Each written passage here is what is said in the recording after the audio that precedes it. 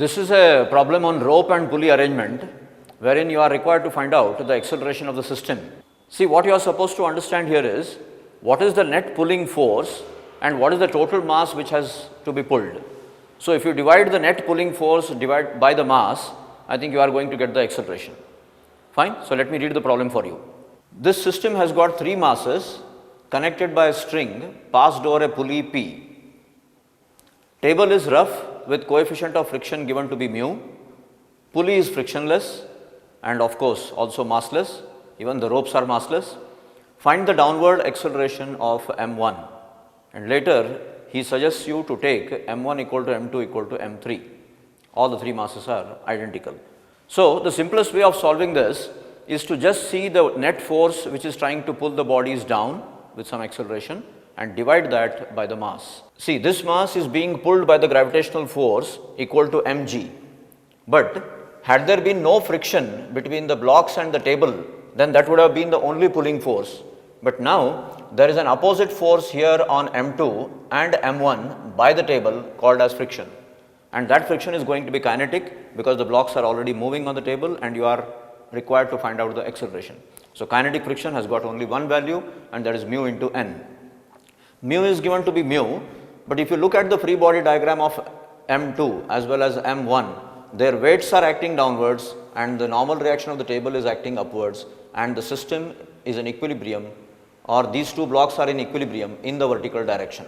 Therefore, n on m2 should be equal to its weight and n on m1 should be equal to its weight. Therefore, if you write the equation as mg, which is the pulling force, minus mu mg, which is the opposition due to the friction on m2, minus one more mu mg due to the friction on m1, that is equal to the net pulling force and divided by the mass.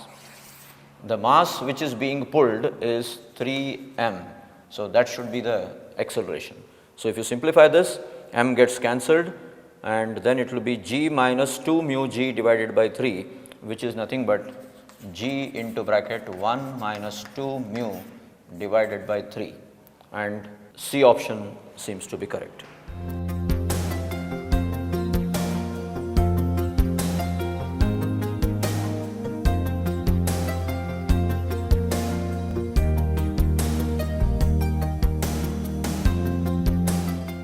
Yeah, here is another question wherein some three blocks have been connected to each other by a string and being pulled upwards by a force F, and he is asking you to find out the net force on one of the blocks.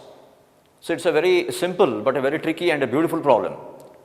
Just see, three blocks shown are pulled upwards with a constant velocity, which is a point to be underlined, by a force F. What is the net force on the block of mass 2m? G is the acceleration by gravity, and some four options have been given. One says that the net force on the block is 0, second is 2 mg, third is 3 mg, fourth is 6 mg. See, the beauty of this problem is he has assured you that it is being pulled up with a constant velocity. So, when the velocity is constant, how can there be any acceleration and how can there be any force? Therefore, the net force acting on the block of mass 2m has to be 0. And why only 2m? Even if it were to be any other block, like say of mass 3m or m, the net force acting on any of them would be 0. So, the correct answer here is 0.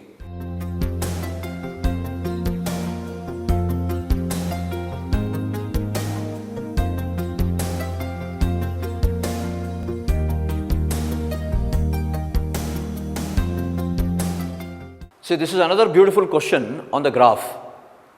I think I earlier told you that you have to remember some points connected with the graph. This is a force time graph here, and I hope you agree that force into time will always give you the change in the momentum, or you can say it gives you the impulse provided a large force acts for a very small interval of time. Let me read the problem for you. Find the change in the momentum of the particle over 8 seconds, and the graph is also given for a duration of 8 seconds.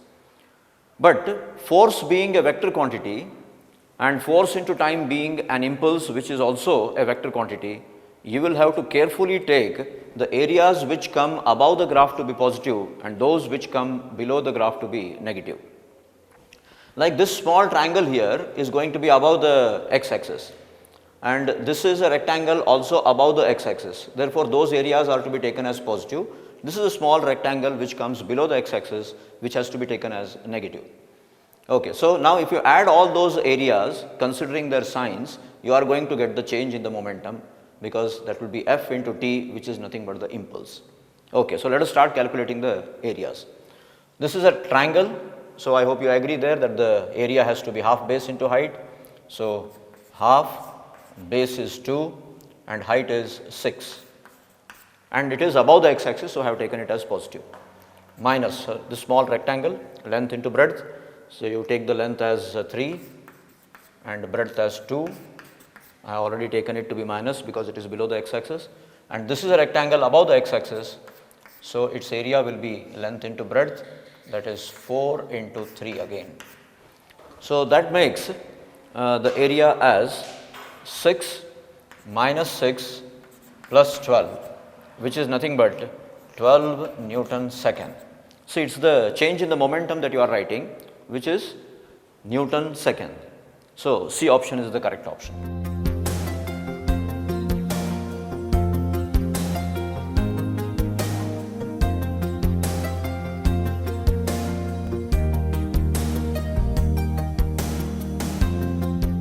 See, one more problem here on free body diagram. Making of a free body diagram and understanding of it is really a very important aspect. A free body diagram is one in which you really show all the forces which are acting on the body, and then only you can write your Newton's second law as F equal to ma. So let me read the problem here. A balloon of mass m is descending with an acceleration of a. How much mass must be removed from m so that it starts moving up with the same acceleration? And a couple of options are given. See, what is important here is to understand that it is descending, right? It is coming down, but it is coming down with an acceleration of a.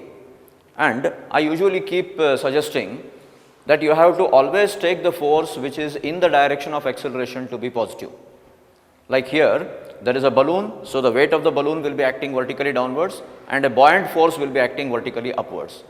If it is accelerating downwards, you are supposed to write the net force acting on the balloon as mg minus b, not b minus mg.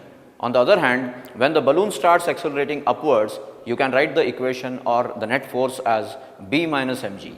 So kindly take the force in the direction of acceleration to be always positive, so that your equation will be F equal to ma and not F equal to minus ma. So let me write it.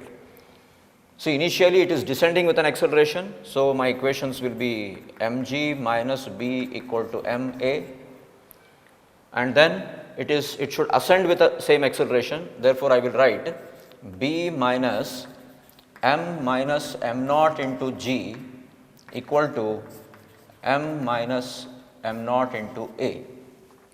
Did you understand why did I write it as m minus m naught when the balloon started accelerating upwards? That's for the simple reason that m naught is the mass which I have assumed to be removed from m. See, the question is, what mass must be removed from m? So I have removed m naught from m, therefore the net mass has now become m minus m naught. But b minus m naught into g I have written because now it has started accelerating upwards. So these are the two equations. I will try to put the value of b from here in that equation. So that makes it mg minus ma minus mg, I am opening the bracket, plus m naught into g equal to ma minus m naught into a. Fine. So now this mg gets cancelled, ma can be transferred to the other side, ma naught to this side. So that makes it m naught into bracket g plus a is equal to 2ma, or m naught equals 2ma divided by g plus a, and that makes the option A as correct.